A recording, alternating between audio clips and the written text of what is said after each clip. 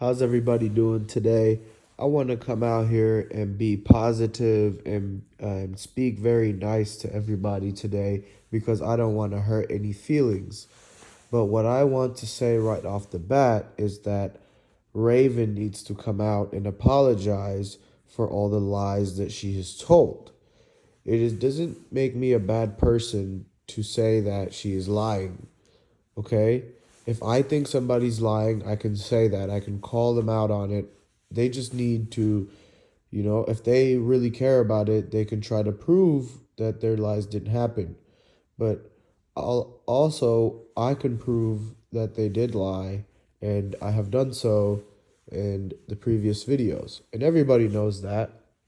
But look, we can sit here and talk about somebody who told wrong stories and changed their stories up. You know what I mean?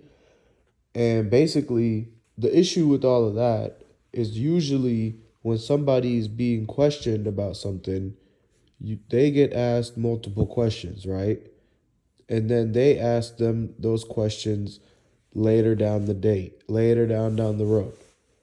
And they want to figure out if they change their stories because most of the time the people that change their stories are the ones that are going to be people of interest. It's just logic and process of elimination. If somebody keeps the same story and it adds up and it makes sense, then you can almost rule that person out, in some cases, right? But then there's other cases where the people change up their story and now it doesn't even make sense. And some things that they say could or could not put blame on certain individuals, or they're putting people at certain times in certain places saying they're there and then saying they're not there. That is where red flags start to arise. So there's nothing wrong about discussing that and calling people out on that. Nobody should be upset about that. They're the ones who presented this information to the public.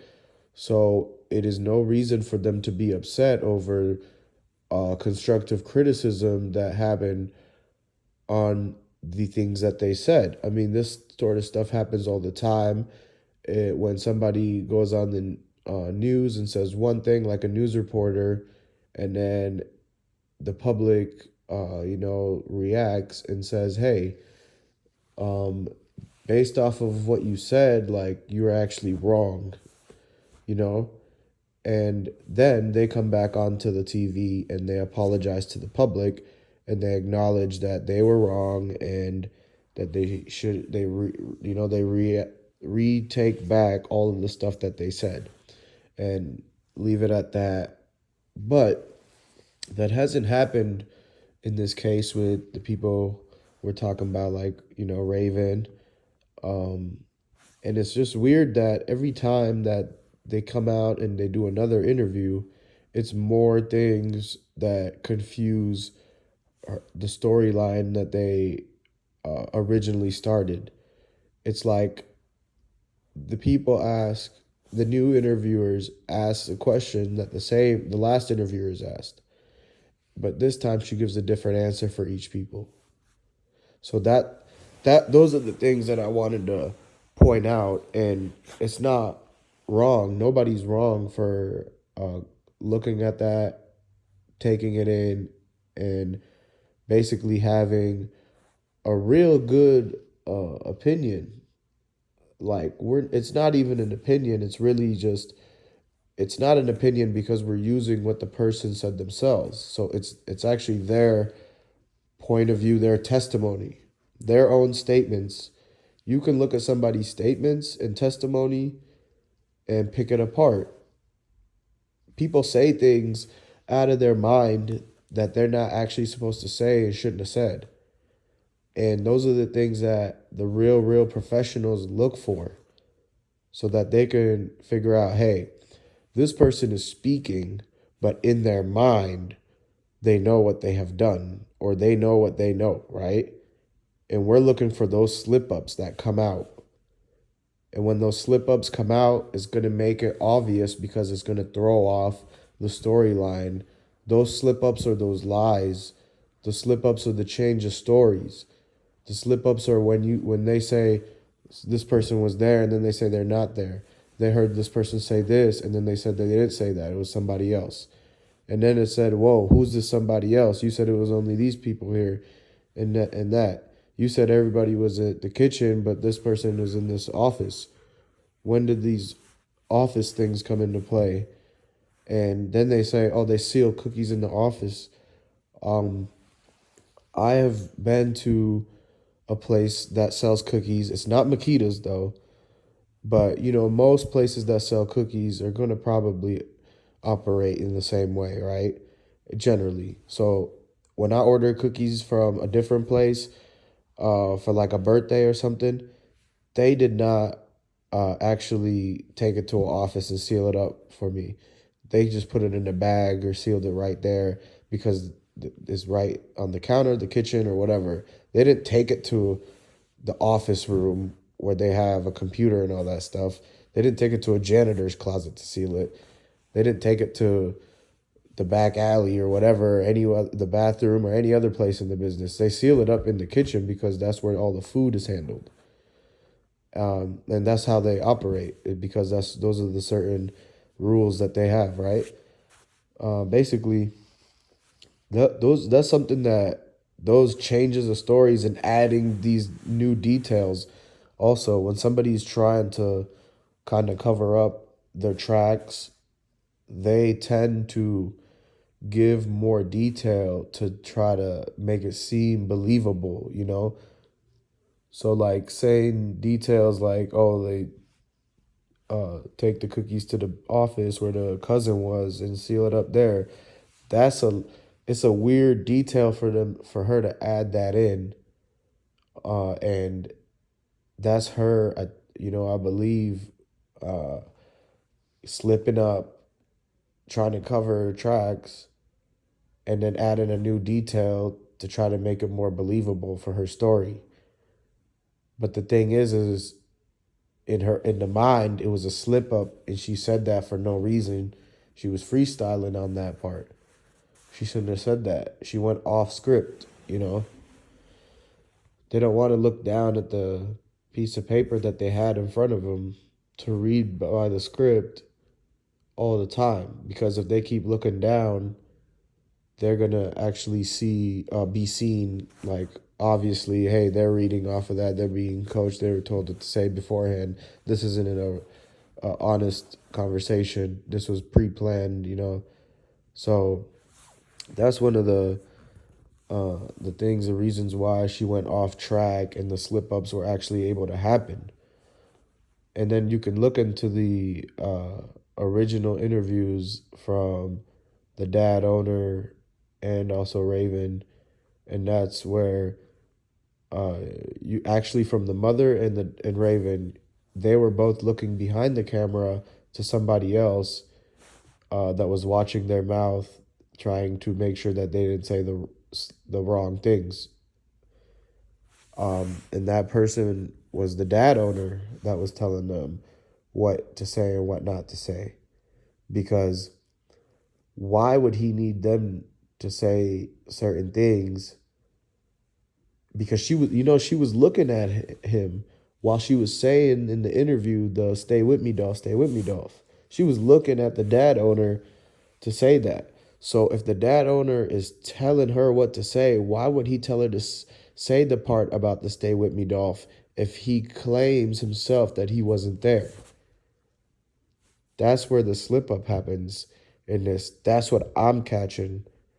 I mean, you guys got to catch this too.